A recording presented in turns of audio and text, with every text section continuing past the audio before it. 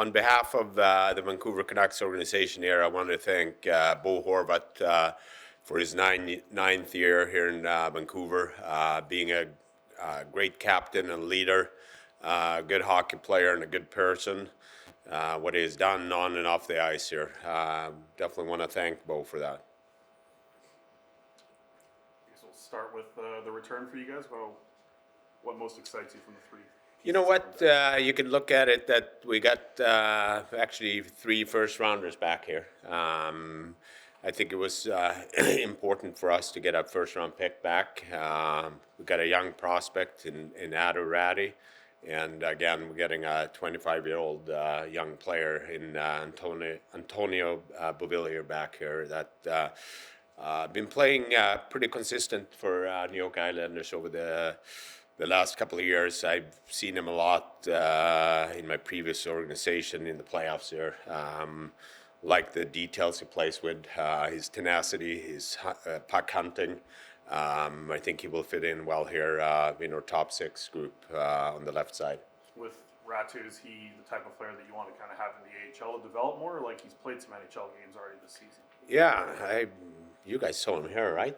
Yeah. Good. You know what? We're going to sign him to Abbotsford. Again, his first year pro, played really well at the World Juniors this summer. Played really strong in Finland. His draft year +1 there. Getting all those young players down to Abbotsford and growing them down there, educating him how we want to play, and for him to settle in the system we want to play here first. So that's the plan. Is there an attractive part, with Bovillier in the sense that he probably can do more and he has a year left, so there's a lot of incentive for him and probably for you guys to see. Yeah, no, exactly. Bovillier, he's shown that he's capable of playing both special teams, power play and penalty kill. Again, we're really effective on the line there over the last couple of playoffs there. So he's excited to join this group here and the way we want to play moving forward. Did you get enough for both? Well, again, I think the market dictates what the players are worth. And then in this case, we're really excited what we get back. How long did you work on this trade, and did you come close earlier this season to doing a deal for both? You know what? When I, took over here a year ago, getting a little bit of a feel for what the other teams are feeling about our players, we were definitely hoping that there were a deal to be made with Bo here since the end of last year, and we certainly wanted to keep him here. But when we made our offer and were understanding that that might not be the case,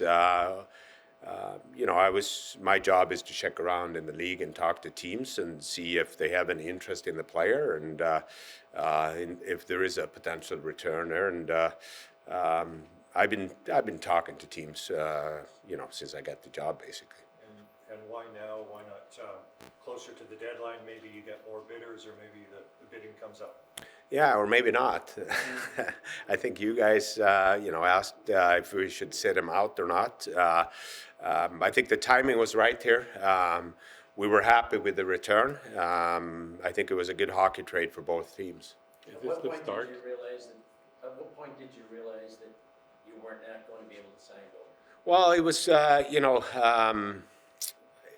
I don't know when we kind of sense it more, but it was a couple of months ago when we kind of put our best offer in there, and they wanted to wait, and that's where we felt that we need to see what the value is on Bo Horvat around the league and get a return.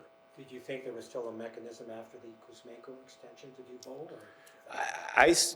From our side, it was. We were open. We never closed any doors. Was meeting with his agent here before the game against Chicago, and I respect that Bo had put himself in this position to be a UFA this summer, where he can dictate where he wants to play and how much money he wants. With Ratu, what type of potential do you think he has, and what do you envision him bringing to the team for future years to come? Scouting staff here really liked him his draft year.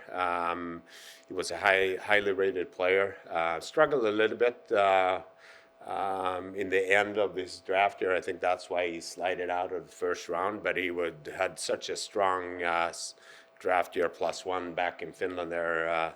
Having a point per game, I believe, in the top league there, and then came back and played really strongly at the World Juniors. Like the size, 6'2" center, competitive, good two-way game, a lot of details. For a young player to step in right away from Europe and play the way he has done in New York here for 12 games is pretty impressive.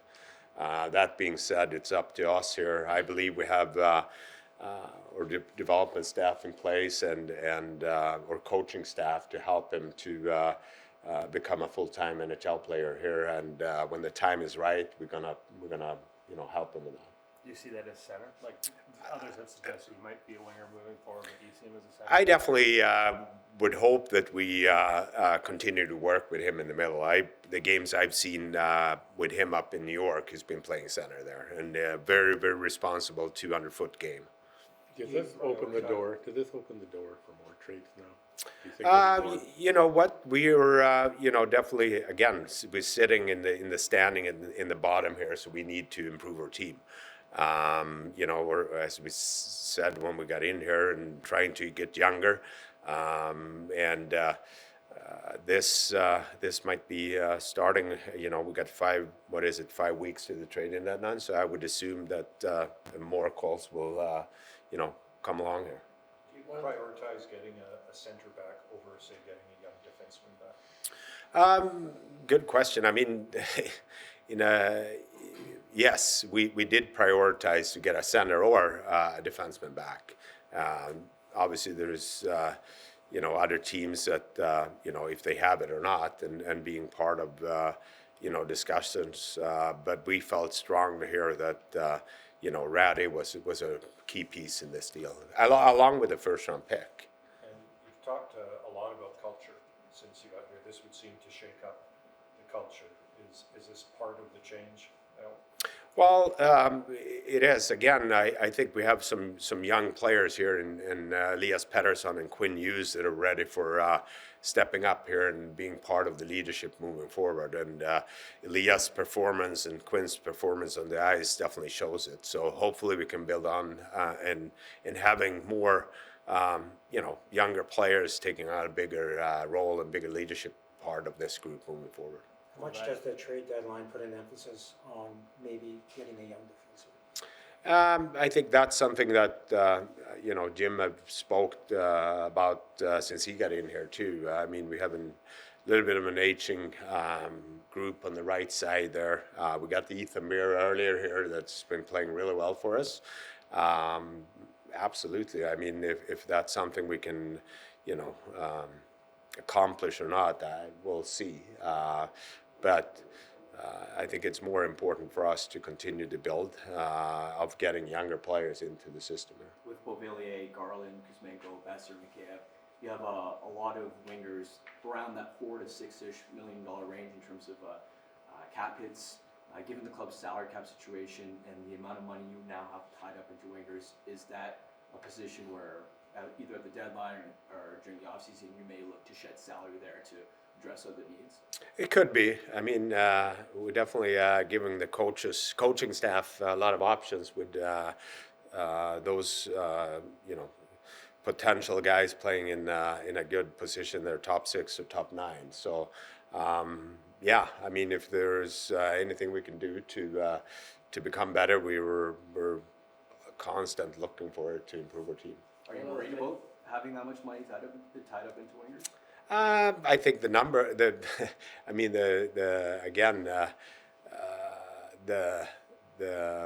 salaries is that if the player's performing well, I'm not worried about that.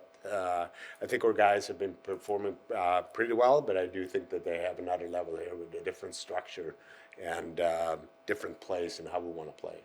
Who's going to be Miss Bo captain? in the face-off circle, big time. You're gonna miss Bo in the face-off circle. How do you overcome that issue? Yeah, I mean, definitely going to miss him there. the other guys have to step up, right? I think they are capable of doing better, and we'll work on it. What is the process, what does the process look like in terms of replacing him as captain, and what would that timeline be like? Who all is involved in a decision like that? Yeah, no, good question. Definitely, it's hard to move your captain away. It was definitely a hard conversation that I had with with Jim and here Rick Tocchet. As I said, there is a lot of younger players, and particularly Peterson and Quinn Hughes, that have shown that they're capable of being leaders of this team. So we'll sit down as a staff and talk about it here over the next couple of days. Is there any rush? Not a rush, but I do think that there will be a decision here. Either way, what we come up with, But I do think that Pettersson and Quinn Hughes have shown that they're capable of taking over this team. Do you think 3 A's is the way to go, just the rest of the way, and then figure out? It could be. It could be. Depends how Rick Tocchet wants to have it, and I'm going to talk to Jim as well. So. One of the pleasures of being a captain is talking to us every night. Do you think that Pettersson and Hughes are ready for that? You guys are great. So why not? I think it is definitely. Playing in a Canadian market is definitely a challenge, and more comes to it too. But I do think that a lot of younger players has grown into it. And again, I think that every leader is different. You're still gonna hopefully perform on the ice, and that way lead this group moving forward more than talking off the ice. And it's been a couple of months, I think, since Brock Besser's agent sort of got involved in the process. Are you finding much traction in talks with Brock? I don't know who said that. I don't know if his agent said that he got involved or not. I sure haven't said it, but I'm happy how Brock has been playing, especially here. The last 10 games, I think Brock has been playing really well. Again, our job is to help him find his game, coming in here, feeling good about himself every day, and continue to push himself and continue to play well. I mean, Brock is only 25 years old and capable of scoring 25 to 30 goals in this league. Has to assume that there was a lot of interest in Bo Horvat. He felt like the big fish on the market. Did you get close with other teams, or was this kind of the one deal that stuck out as, okay, this is the most value for our organization moving up, or was there a lot of different ones you had to kind of pick through? I prefer not to negotiate and communicate that part with you guys, but as you mentioned, Brock is a good player, and a lot of teams would look in for adding a player like Bo Horvat. Yeah. I guess to follow up with that, just simply how good does it feel to add a first round pick? We can't really ask you a lot of questions about it, but just as a scouting background you have, how nice is it to add a first round pick? Yeah, it's important for us. Definitely now we have 2 first round picks here, potentially. It's a protection on this one. But I think that was a big importance for us to get a first round pick in return, and also get those 2 quality younger players. And Lou Lamoriello said 25% retained on Bo Horvat's contract. Correct, and I think that just shows how hard it is in the cap world we are in to make hockey deals. I'm sorry, I know you've been talking for close to 18 minutes now, answering some questions, but why this deal now? Well, as I said, you're getting 5 weeks away from the deadline. We were in a break here, and communication leading up with other teams to this point, we felt that this was a really good and intriguing deal for us to be made here today. You've talked about leadership, and you've talked about Luke Shen, who's one of your other unrestricted free agents, as being a guy you wanted to keep in that room. Is he kind of in the same situation as Tyler Mott, where you can't afford to let a UFA go, or is that something where it's a harder decision because of that case? It's a hard decision for different reasons. I have a lot of respect for Luke Shen as a person, and what he brings in terms of winning habits. I mean, he won 2 cups, and he's a very attractive player. and what he brings here day to day. So that's definitely a hard one for us. But we also understand that he's a UFA, and we'll see where if there is another deal to be made, or what their decision will be here over the next couple of weeks. Were these players on your radar at the draft last summer? In terms of if you were to move up or do a deal at the draft, Bouvillier, the guys you got today, were they on your radar even a year ago? In terms of interest? I mean, I've been watching those players for, Ratty for the last 3 years, I believe, and Bouvillier specifically more. As I said, we got knocked out in Pittsburgh there, so they were really hard to play against. Did you try to move up last summer at the draft? If I was trying to move up, I don't, well, I don't even remember that far, but we did. There was lots of speculation. last summer Yeah, about I don't know. I don't think we tried to move up. No team moved up there, so yeah, we weren't able to move up. We were looking to improve our team, but not in terms of making draft picks move, I believe. You have some spots now at the NHL level with sending down DiGiuseppe.